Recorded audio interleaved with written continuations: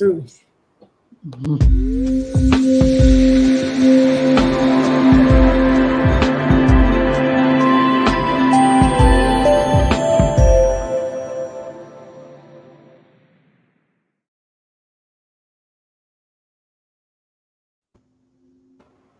Hey everyone, and welcome to the Business Minds Show.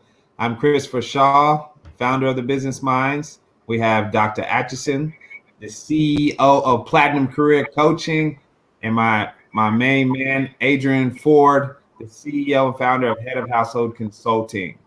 We have a great show for you today. The growth in your business. We're going to be talking about growth, when it's time to grow, when it's time to let things go. And when it's time to go to that next level and what it's going to take to go to that next level. Give some little tidbits like we do every week. I'm so happy to be here, of course, with my other thought leaders of the Business Minds. We had a great vision board presentation the other week, thanks to Dr. Atchison. It was wonderful. And we will be replaying that, and we will be having, follow-ups. We want to have everybody's follow-ups who've done a vision board with us. And we want to continue to see everybody grow. And don't forget to join us and make your free account on thebusinessminds.com, where you can talk to me and the other thought leaders. Okay, Dr. Atchison, I want to start with you. How are you doing this morning? I'm wonderful. How are you? Pretty good. How's everybody? Hey, Tammy, how you doing? Good morning. Good morning. Good morning. Welcome to the Business Minds Show. But yeah, so with growth, what do we have as far as growth? And our topics today is an interesting one, and it's a hard one to recognize sometime, right? Would you say that when you should do certain things? What does real growth look like? What does stagnation look like? Because sometimes we think we're growing and we're staying we're stuck in some tar, right? Mm-hmm. So the first bullet point we got is recognizing when it's time to cut or change. Adrian, let you start with that. So to me, that's always the most important part of growth is recognizing when certain experiences, certain opportunities, certain relationships even have run its course. So knowing when to cut, knowing when to change, and really knowing what to cut. Oftentimes, it's possible to get frustrated and to hit a wall, and to, out of frustration, want to scrap the entire thing. And instead of scrapping the entire project, you just need to maybe just tweak and alter one little part of it. So growing is inevitable. It's a major part of entrepreneurship. It's definitely a major part of running a business. And so one of the times when I realize when it's time to cut or change things is when I feel like I have run my race as far as I can by myself. Okay. And in the interest of self-assessing, I like to sit back and look at everything kind of at a 50-foot view of what is it I'm trying to accomplish, and how much have I been able to do on my own. The other second part of it too are on the way to accomplishing these goals. What were some unnecessary things that I ran into? Maybe some things that were self-inflicted, and maybe some things caused by bringing somebody in too soon or bringing too many people in, which then warrants me to have to go through a cutting phase. Mm-hmm. So it's one of those things where I always want to, before I begin to cut or change anything, I make sure the cutting and the changing starts with me. So I'm really big on being self-aware. So when that cutting and that changing starts, I got to first look at what it is that I'm doing, and what are some things that have prohibited me that I have caused. So we can start there. Oh, wow. That was pretty good.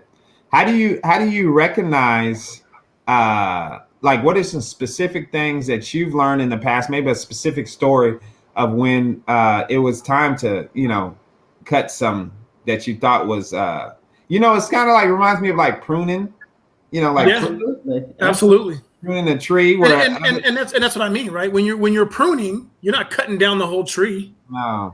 And some people use pruning. I call it tree shaking eliminations. So every now and then, when you're growing, a business, sometimes you get to like shake the tree and see which leaves fall off. And the leaves that fall off, go on and rake those, put them in a bag, discard those, and the ones that stay, then you start to pour more into those. You start to water those particular ones.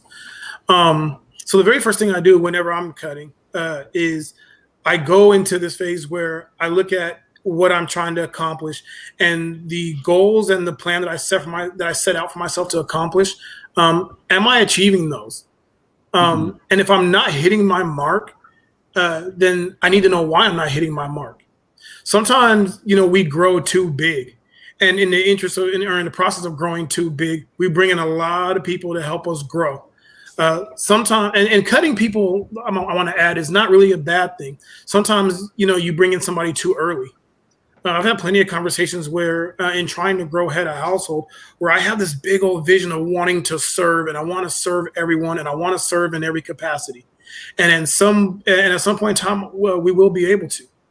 But there are some times where I might bring in somebody that is really set on wanting to address homelessness and wanting to address really solid community-based things like that. And that's my background. That's my passion. That's where I came from. But we also don't have the means to do that right now.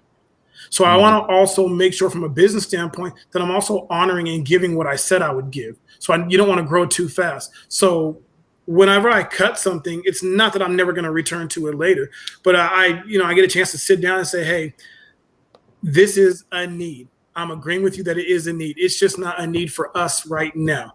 And then to show my commitment and my seriousness to the people that have committed and devoted their time and wanting to grow that part of the business, we can definitely map out when it is a good time to readdress that. But for right now, we're going to cut it. Because right now we're going to be losing more ground and doing more harm than good. So the cut is beneficial right now. Okay, and just adding to what he said, when we talk about pruning, everybody thinks pruning is just cutting. But pruning has a purpose. The purpose of pruning something is so that it will bear more fruit. It may be bearing fruit, but you may have to cut some stuff to make it bear more fruit. So that's why you want to prune, so that you can do more later. And part of the growth is having to assess, and you said this, Adrian, assess where you are now. That's that continuous improvement plan that we talked about. Always looking at your goals and checking back to see how you're shaping up. But a lot of times when it comes to growth and people see things slipping away, they just start cutting. That's more like cannibalizing your business. So you're eating up the things that are going to be required to grow your business. And when you get there, you don't have the infrastructure in place. Right. One of the ways you move toward growth is to look at a stability strategy where you're stabilizing the things that you have now, that you're looking at what it is that you do well. What do you do that's not working? What are some things that you can put off? It's like you said, you know what you want to do. You know what your vision is. Right. You have this grand idea, but all of it can't take place now. So let's look at which parts of that business we can move forward with now and which we can just stabilize and return to it at a later date. So in order to think about moving forward, you have to really assess the present, where you, especially now, because we're living in such uncertainty. We really have to take time to look at where we are now on a regular basis, almost on a weekly basis. Things change so fast. Absolutely. Oh, shout out to my cousin Monique in Washington. That's what's up. Hey, Monique, welcome to the Business Mind Show. Dr. Ashton, true words, I couldn't even say it better myself. A lot of times that growth actually takes a step back to look at where you're at and what you really need to accomplish. And what Jason, sorry, Adrian, what Adrian was saying, as far as bringing on certain people may have this enthusiasm for what you're trying to do. They may be trying to, man, I believe in what you're trying to accomplish. I see all this stuff, but then when you sit back and you're being the leader and it's your vision that they signed on for, sometimes they'll try to hijack it because they believe that you're, like Adrian said, moving too slow. But they don't see everything. They're not looking at everything, and we've all kind of had, okay, we'll get to Tammy in a minute. She had a comment. We've all kind of been around. We've all worked a 9 to 5 before, and where you're an employee, and then your boss does certain things that you don't understand, and you say to your other employee, "Hey, man, I could do this. I could do this better than him. I could do." But taking in that there's so much more that he's doing that we don't have to do. You see what I'm saying? And then we're like, and because me and Maria me and my wife had that discussion before when we were both working, and she, her boss was doing something she didn't like, and I said, "Now, love, there's a lot of stuff. He has to pay this. He has to, he has to pay all the bills. He has to pay you. He has to pay insurance. There's so much more that he's thinking about and has to maneuver that he can't look at that, or he may forget certain things." And I think that falls into play too when you're dealing with growth. You got to have people that are on the same mindset and going the same way with you. And sometimes, like Adrian said, you got to remind them. Sometimes you got to remind them. You got to remind them too much, though. It's not a good fit. Absolutely. And the thing about it is that if you learn to cultivate your mind to a point of always being, succeeding. So rather than looking at growth as and pruning, for that matter, as a negative thing, look at it as seasons. Sometimes when you cut somebody, people get so focused on the cutting and the letting go, and we're not realizing that, well, our season just ended, and you were very good for my season when it lasted, and I was good for your season. Now our season has come to an end, and it's okay to part ways. Just because when you part, it's okay to part amicably. Not every part has to be a negative split, and that's part of change. Learning to part amicably is a very huge part of growth. And even knowing that everything is seasonal, that everything. Yeah, absolutely. You go into a job knowing that it's seasonal, and when the season is over, if you try to make it permanent, it can only be unproductive from there. Absolutely. And so for this first bullet point, we said we're pointing out when it's time to recognize, when it's time to cut, when it's time to change. Before we go into the change part, because it really correlates with what Tammy wrote, and I'll read it. She says, COVID threw another element of doubt in our mindset. Things that were beyond our control. How do we navigate beyond our present stressors? Let's say put everything into your budding business, and something comes along and it seems like it annihilates all your plans. Was this fate, or was this to make me stronger, or does it mean just to scrap the whole thing? Many steps forward only do land on the shoot the slide all the way back down, like the game Chutes and Ladders. So a perfect example of this, and I'll use COVID, as far as it pertains to growth and recognizing when it's time for a change, is every year Chris and I sit down and we go over what our entire year is going to look like and what we want it to look like. And man, what do I tell you? For 2020, Chris and I had some big plans. We had events lined up from January going well deep into December. We had big plans for 2020. 2020 was our year. And then COVID hit. It was unpredictable. But at no point did we ever think, well, I guess we're gonna scrap the entire business. It just means that we're gonna have to tweak and change some things. Mm-hmm. So we had to do what we could. There's this saying that I love, that it's you do what you have to do so you can do what you want to do. Mm-hmm. So part of our growth that we learned was that we had no intentions of trying to push forward through something that we knew nothing about, that being COVID. We had no intentions of trying to force our way in our business onto anyone in the middle of this thing that is really handicapping everybody right now. I mean, that was one of the, I guess, great things about COVID, right? Was that it didn't discriminate at all. It didn't matter if you were what level, what class you were in. It came through like a wave. And so, but what we had to do was we had to sit down. We took everything that we had written out, that we put together this very nice plan. We had to change some things. So we recognized quickly that, okay, COVID's not going away. This isn't a fleeing thing that's spreading across the United States. This thing is here to stay. And as for right now, we do not know when things are going to get back to normal, or at least our version of normal. So change had to come. And what does change look like for our business? What does change look like? Growing slowly, growing productively, growing upwards. And so, as when you navigate something like COVID, it's inevitable. You're going to fail because we've never had to navigate through this. This was a very, very new change. But me and Chris wanted to concentrate on failing forward. So as we were trying new things and doing new things, we wanted to make sure that regardless of what was happening, regardless of what change were taking place, we were always falling forward. So when something like COVID comes along and you start instituting change, it does not mean scrap your idea. It does not mean scrap the whole thing. It just means that right now, this isn't going to work right now. Chris and I's business is built on being personable. We love the face-to-face. We love the sitting in front of you and the transfer of energy that we get to do with you and for your business. But that wasn't going to happen, not with COVID, because we ain't shaking no one's hand. And we ain't getting within, 10, 15 feet of you. And so it was a very different way of change.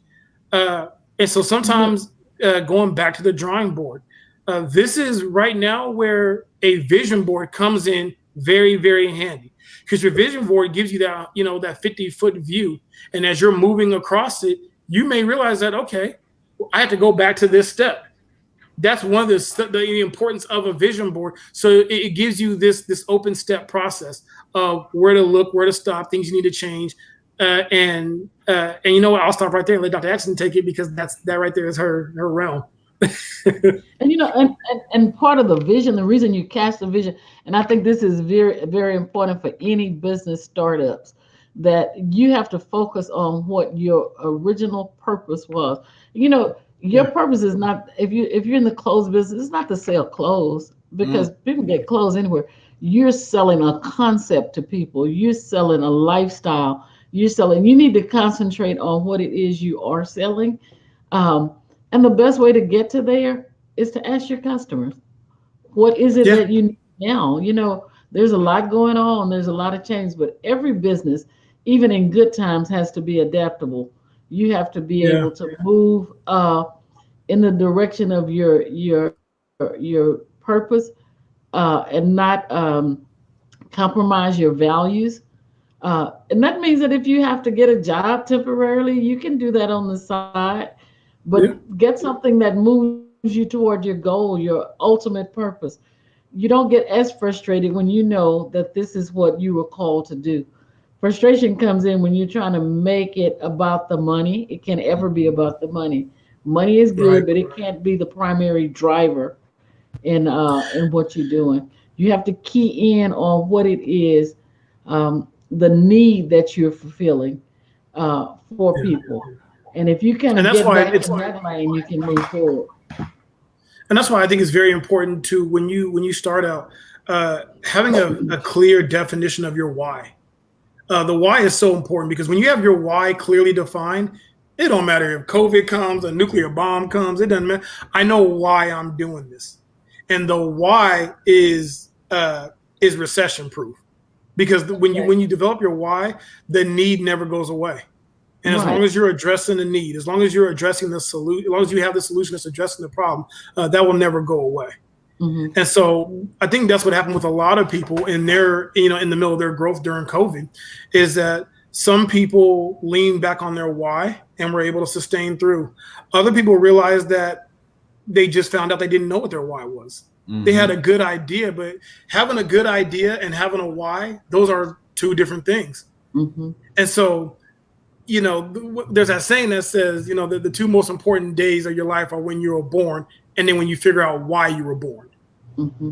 That, a lot of people have made it through life and have wandered through life with the day they were born, but have yet to figure out why they were born. Mm-hmm. And so that's a very, very huge part of growth. And you unlock new doors of growth once you figure out your why. Mm-hmm. Andrew, you're about to take it to a whole nother conversation.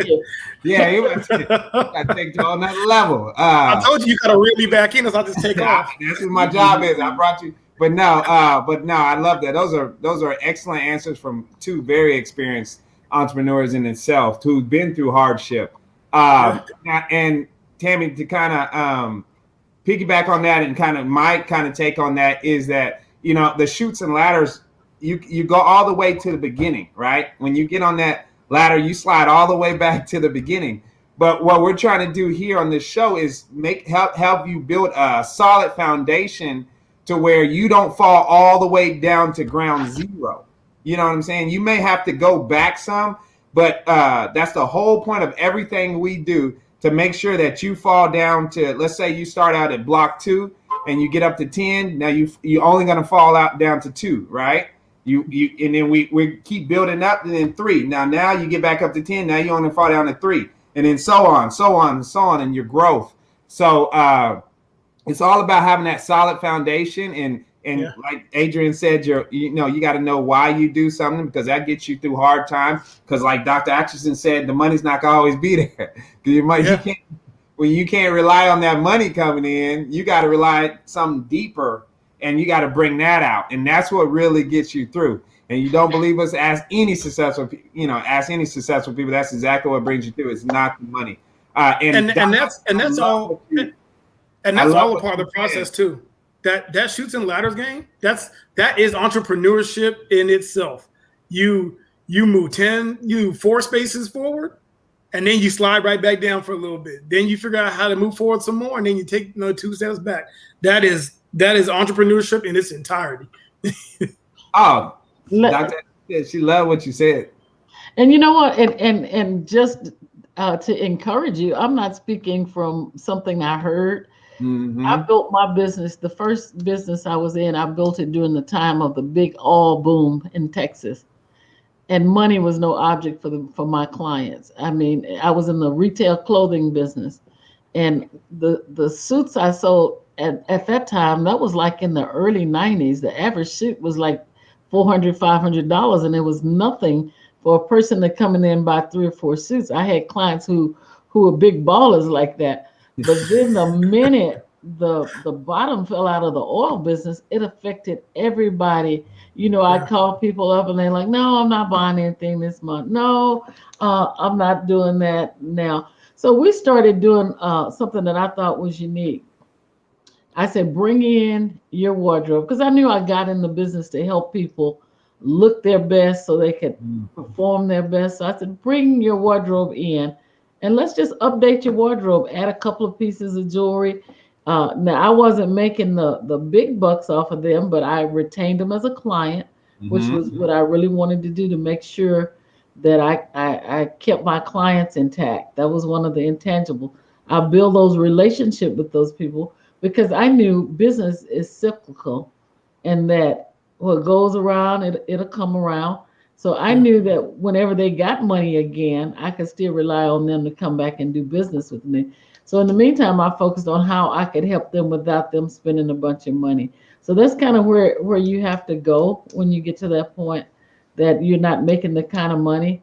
It's so easy to get frustrated, but concentrate on building those relationships with the people.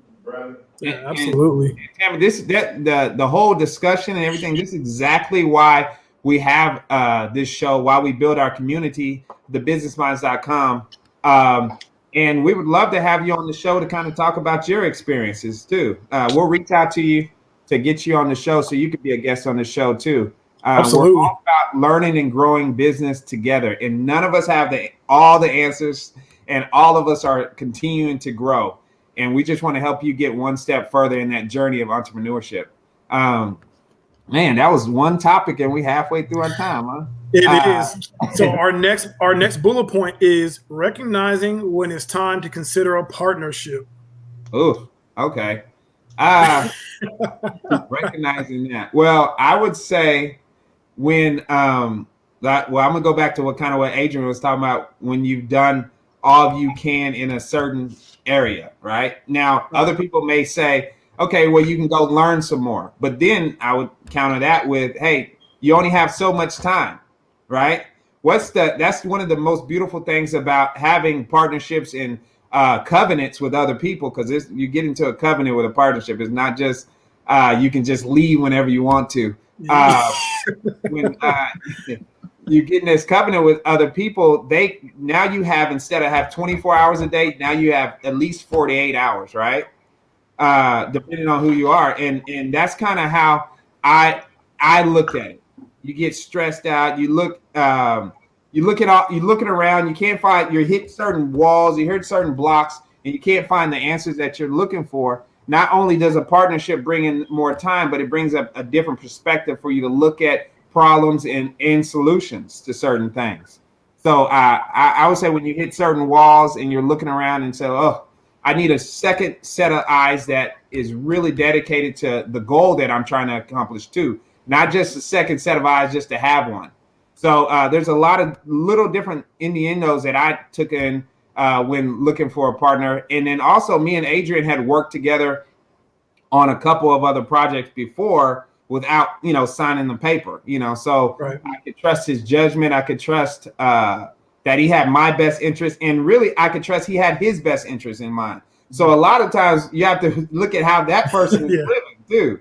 If they're not living a certain standard that you would want to live, then they wouldn't be a good fit either. And you got to trust yourself as well, because a lot of times we ignore a lot of stuff. There's a lot of red flags that we're just, our problems just beating down on us, and we're like, we just need some relief. So you ignore certain stuff like, oh, I saw him do that, but that's not that big of a problem. But then it comes back to bite you later on, and you're like, oh, I'm out of this problem, but now I created a bigger one because I didn't pay attention and I didn't stay true to my values, like Dr. Atchison was saying. Mm-hmm. And I think staying true to your values and also being honest with yourself. Entrepreneurship is a very humbling game. It's very, very humbling because you come in with this mindset of you're ready to take on the world and nothing's going to stop you and I can push through anything. And that's not always the case. When me and Chris got together, my big thing is sales and community. And I'm good on my feet. I'm good with my mouthpiece. I can talk. But when it comes to designing, to really creating, I should say, my digital voice, I had no idea. And I tried my hand on it because, like I said, my mindset is I can conquer anything. And I spent hours, days, weeks. And then I met this man that can do it in a matter of minutes. and not only do it in a matter of minutes. And let me tell everybody this real quick about Chris. Chris had, the very first gift you recognize when you meet Chris is that you can sit down with him without pen and pad, and all you got to do is talk your dream to him and articulate what it is you wish that the world would see your vision and this way they would see it. And this man, just by sitting and talking to him, he can go back and take everything that he heard you say and bring back to you a digital, like just in hand piece of art that is exactly what you envisioned, even when you didn't know you envisioned it that way. It's a gift that very few people have. And to be able to take somebody's words and to turn it into this digital masterpiece, I saw that in Chris long before we partnered up. And as he said, we worked on a couple different projects together. But I also realized that everything that I was doing, I had taken myself as far as I could go. And I needed some help. That's another major piece, is asking for help and knowing the type of help you need. Chris and I happen to be the perfect yin to each other's yang. I'm good. I love being in your face. I love running my mouth. I love talking. I love getting people to see the vision through my words. But I'm not a good painter. I'm not a good. I'm not good behind a computer. That's the beauty of entrepreneurship. You don't have to do anything. Yes. That's the point. You're not competing. You're co-creating with someone else. So when you get in that space where this person is really good at this person is good at that, then let them do it, because a lot of times we know what we want as far as, like you said, digital, but we wouldn't have a clue as to how you get there. And you said that that Chris listens to everything you says and then comes up with a plan. Sometimes Chris hears things you don't say, which makes that person really good at what they do, because you know it, but you don't know how to say it and how to get there and say, oh, this is what you were saying. And those are the people you want to partner with. And even if you don't have the financial means to partner, you don't have to partner always in a financial area. You can barter, you can trade services. However you need to get there, you get there. And then there is a time that you may be able to monetize what it is you do for that person. Yeah. Hopefully you can start out, but if you just need a partner to move you to the next place in growth, that's how you do it. And I think that's another great thing about partnerships too, is that uh, and again, using myself as an example, when one of the ways that I thought I had taken myself as far as I could go was because I am old school in my resolve of how I do business. I'm a very old school, look you in your eye, shake your hand, firm handshakes, and building relationships through face-to-face contact. And I was under the impression that doing it any other way was going to cost money and cost money that I didn't have in the beginning. And I'm already putting money into what my business needs. And I don't have enough money to put into what I want for my business. Well, that's when I partnered up with Chris, and Chris was like, "No, man, you don't got to spend all that money to do all that. Let me show you a different way." Yeah. See, another part of growth is knowing when it's not your turn to talk. Another part of growth is knowing when it's time to listen. And there's another expert out there, and this is his lane. For those of you that tune in regularly, you guys have heard me say about Chris and I's partnership and just our friendship and our relationship is that I do not wander into Chris's lane. I stay away from it. We have floor to ceiling bumpers. I don't want to know what Chris does. I don't want to know how he does it. That's not my lane.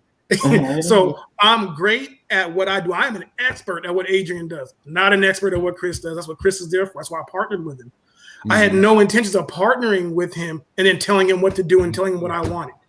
So there was a major part of growth where, and this is hard for some of us, especially when you're older and you've been through relationships that are not business related. With any partnership, with any kind of joint anything, you're going to give up the reins. You're going to give up some of your control. And so that was a really big growth of me to not only to give up reins on the business side, but also to feel comfortable not having control over every single aspect. Yeah. And it took a lot and it takes trust. That's exactly right, man. That could be a scary aspect of business too, when you're used to controlling everything and having your input on it, everything, and then having to leave that output to someone else. That was one of my big things too. I want to get to Tammy Miss Tammy Martinez. Yes, I know you're my cousin, and I know you used to hold me on your hip. She said you know I'm your cousin. I used to hold you. Yes, and we all. But we love you, and I thank you for tuning in. Now I want to get to Miss Stacy Cooper. How did you get started when you don't have enough money? Okay, Dr. Ashton kind of talked about that. And do you write grants? You can. It really. I'm not sure what business Stacy is in, but in any business, the most disheartening thing for me when I started business was going to people and they saying, "Oh, you have to have at least $100,000 if you're going to go into the boutique business." When the boutique business was, now I knew I didn't have $100,000. I was teaching, but that was going to pay my bills and pay my personal living expenses. So I know I couldn't take that money and start a business. So part of if you don't have the capital, you have to have the creativity. You have to be able to say that there has to be another way to do that. And the way I got into retail without any money was I went to factors and say, I need you to do, I did my homework and found out that you can finance on a 2% 10, where you pay 2% down and 90 days later you pay the balance, which gives you a chance to sell some stuff before you have to pay for it.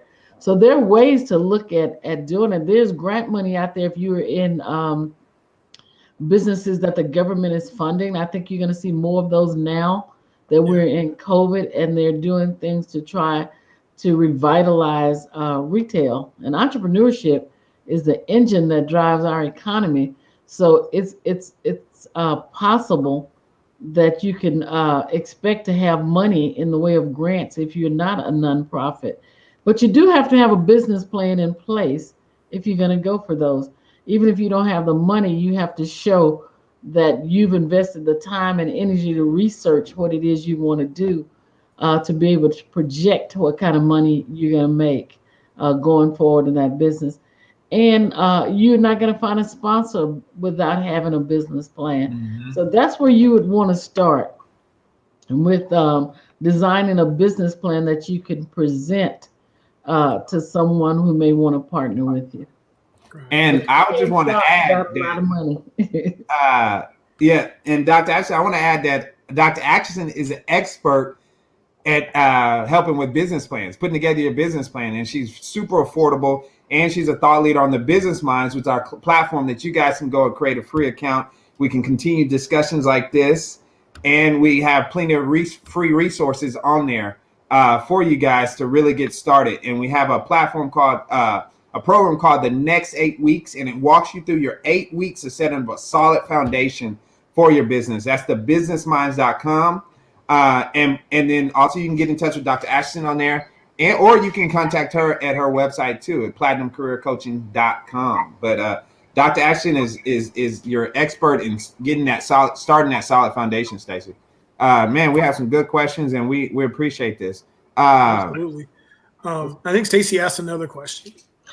I think Tammy did too. Hold on, let me get to Tammy first. And while you're saying that, I start with I teach entrepreneurship, and so I start with a lot of students that start with no money, but they want to start a business. Mm-hmm. But we've successfully launched quite a few businesses just from students that started out in that class. So there are ways to get funding and get your business up and running. Okay, yeah, and we'll get you that contact info so she can get in contact with you and help her with that. Okay, Dammy, do you have a platform that assists in crowdfunding campaigns? We don't have one personally. We do have our Entrepreneur Campus to help you get started your business on a very small budget. But as far as crowding campaigns, I think that those work best when you're super specific on what you're trying to accomplish and connect with people who want that like-minded goal. And also with I've done a couple of crowdfunding campaigns.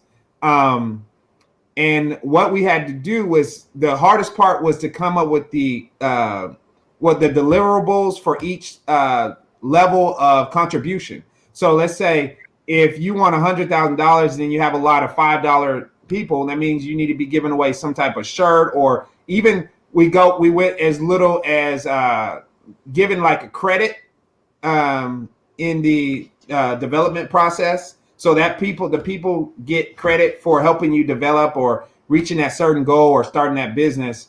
The crowdfunding platforms we use were Kickstarter and Indiegogo, and those are both good. The difference between Kickstarter and Indiegogo lets you do anything with the as far as starting a business, and they also let you keep partial of the money. Let's say if you can only get, if Kickstarter, you have to get your whole goal and you get all your money.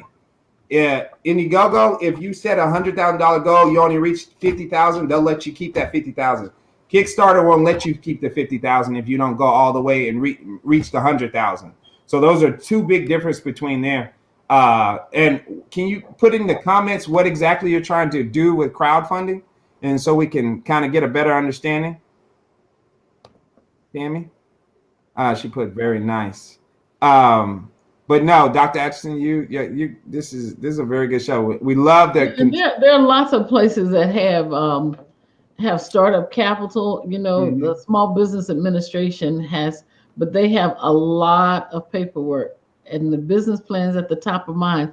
I know we keep saying that because so many people go into business without a business plan, mm-hmm. and that's okay. But if you want to sustain a business, you need a plan. And when banks finance for Small Business Administration, they want to see that you have a sustainable plan in place. Okay. Yeah.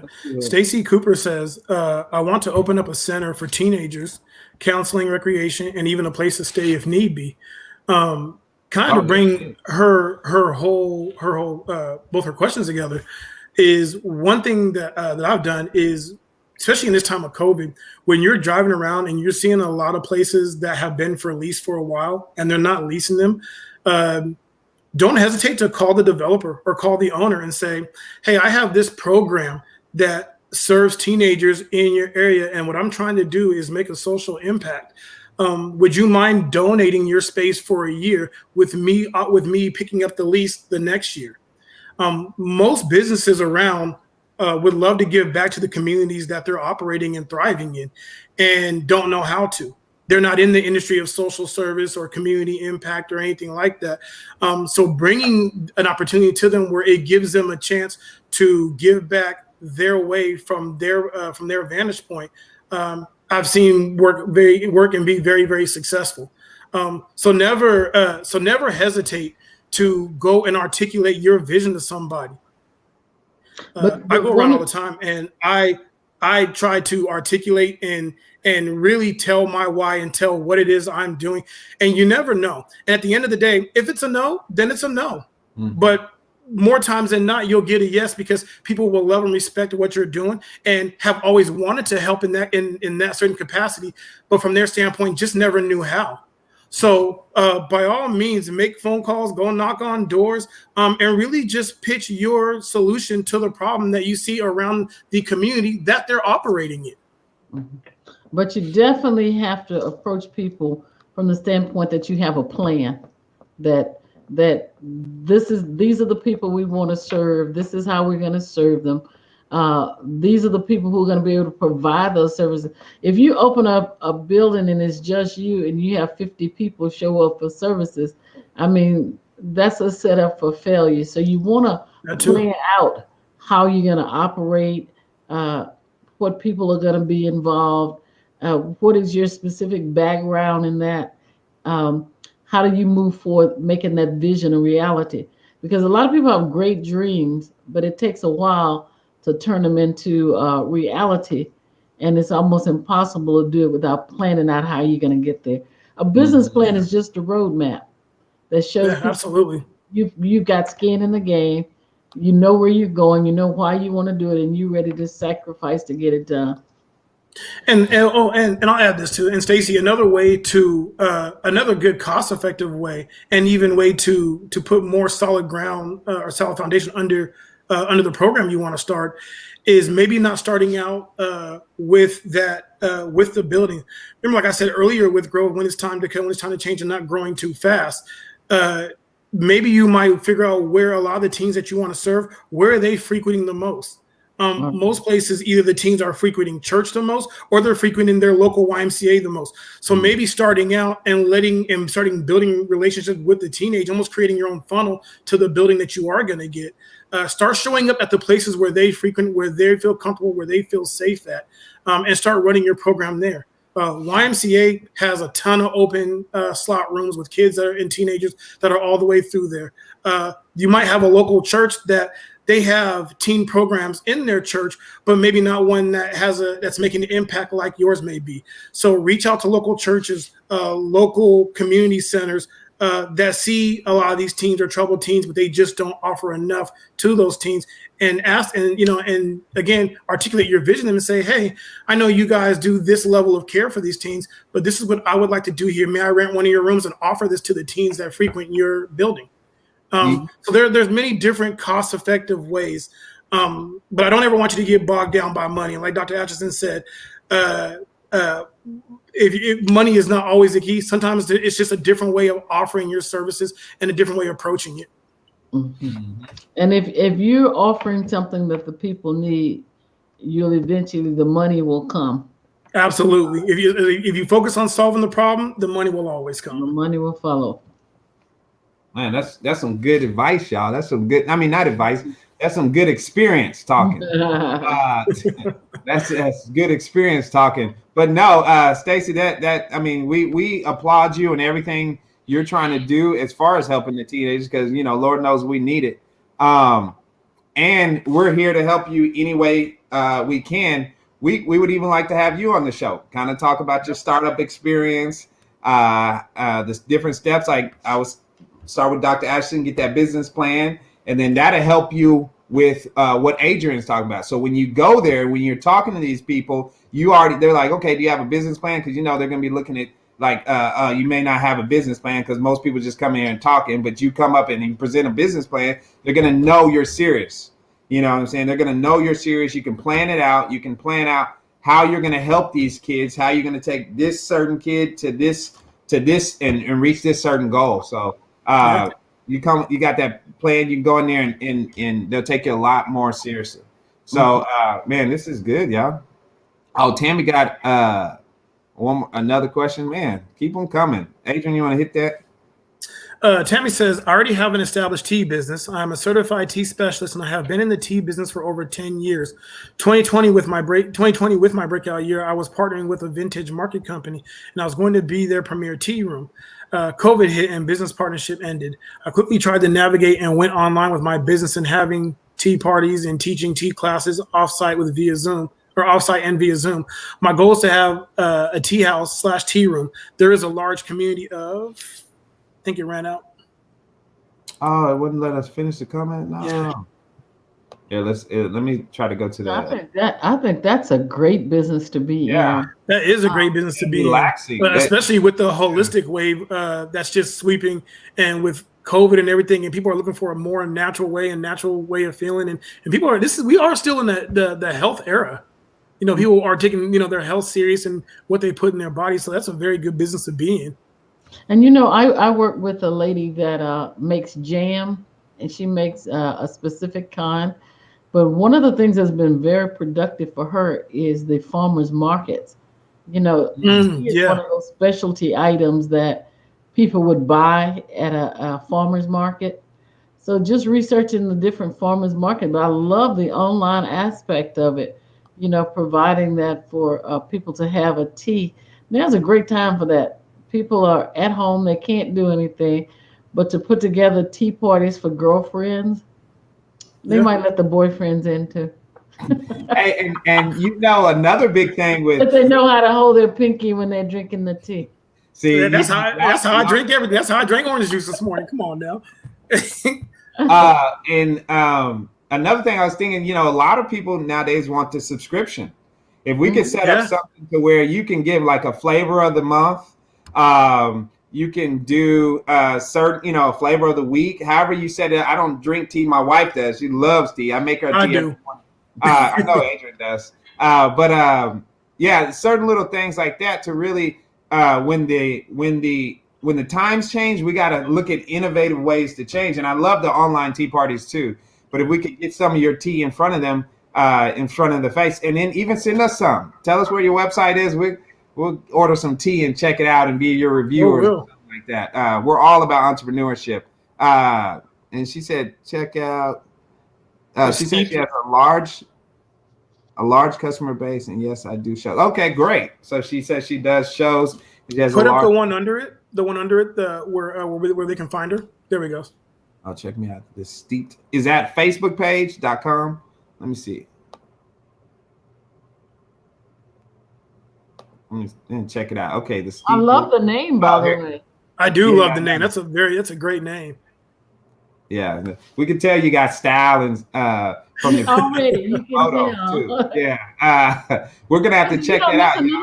That's another thing, and I know we're running over. That you really want to look at.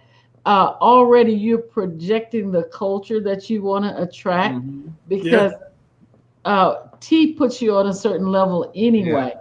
And then to project that when you're talking about tea, and just teaching people about tea, it's major. And that's one thing that people when they start a new business, sometimes they get that frazzled because they're like, oh, nobody's gonna like this particular thing, or I'm the only one that likes it. But when you just go out there on faith and really put something together, man, you don't know how many people are going to connect with you in your particular field. And tea is really blown up. I mean, like my wife, she's a tea connoisseur. Like, it's amazing to somebody like me who wouldn't be in that realm of how many people are in that realm. So we'll check it out. Definitely check it out. I know Dr. Ashton was writing it down. I can't wait to check it out. Okay, she said I was featured on Sunday. Oh, okay. Oh, nice. Congratulations. Antonio Living. Okay. Yesterday was great. Yeah, we're gonna have to put you on. Get us a clip of that, and then we can even play it on our show. Just got some new features today. But no, and she said, yes, you need. Yes, definitely. You're a business mind, your business line without us even saying it. So we would definitely like to hook up with you and check it out, promote as much as we can. And then Stacy put one more comment before she got off too. Said, "Yes, you're right. Thanks, guys. Oh, okay, great. Yeah, we want you to be on the show." And one of the things I was thinking about, Stacy, we could do, and I was just thinking, I was top of the head. What if we actually had somebody who's brand new startup and we track their progress? You know, every couple of weeks you can come in and tune in and tell us how your progress is going, and you can use all our resources, and then we can kind of map it out. That would be a cool thing for the viewers to be a part of, because a lot of the times we get the finished product, right? And then people don't ever get a chance to see the blood and the sweat and the growth that goes into it. Now, don't scare away with blood, though, Adrian. But no, he just means it's hard. No. But no, this is getting a great show, y'all. And we're here every Tuesday, 10:30 a.m. Now, we may be moving to a new time. We may be not. We're going to depict on that. But we appreciate you guys commenting. We want to keep this show. We want to keep our community. We want to keep everything as organic as possible. So you'll just get the real us. And I thank you guys for tuning in. Yes, we got about 3 more minutes. Adrian, I know we had one more bullet point. You want to skim through it real fast? The last bullet point was, when is a good time to expand? I think we touched on that a lot. Yeah. But to close things out, I think with everything COVID going on, I think paying attention to what is going on with the times, and I think it's always a good time to expand. Again, once you've crossed your T's and dotted your I's. Mm-hmm. There's sometimes this time when we're in this slowdown mode, it's a good time to go back and tweak some things and making sure that everything's airtight. Write that last bit of content that you haven't gone around to yet. Get your social media set up so that's automated. This is a great time to start automating things so that when you begin to expand, you can really focus on growing the business and not the little minute things that take up the entire day. Yeah. Okay. Thank you for adding that last tidbit. We just put up our website, The Business Minds, everything you need to build a solid foundation for a successful business from start to finish. And we also have our first sponsor of our show too. And it is, I can pull it up. It is My Lead Growth. They actually have a system that helps you get targeted leads for your business. So guys, go check out our Business Minds and then check out our myleadgrowth.com, and they help you get leads for your business. No matter absolutely. This is another great place to start. If you haven't secured a building, if you are really running an online or home business, this is a great place to start so that you can begin generating those leads and generating all your clients before you expand into something much bigger. Mm-hmm. And they also have a free trial. You can go to totally check them out. Check them out, myleadgrowth.com. We'll put that in the comments. And Dr. Ashton, you got anything else to add? Let's close out. I was just looking at the tea shop online. I think I'm excited about all the new businesses. This is a great month to feature Black businesses. We're in Black History Month. So, yes. Startups. This is a great time to let us see what you're doing out there. Absolutely. Mm-hmm. And then, like you said, all the different types of businesses, man. It blows me away sometimes, the businesses people start.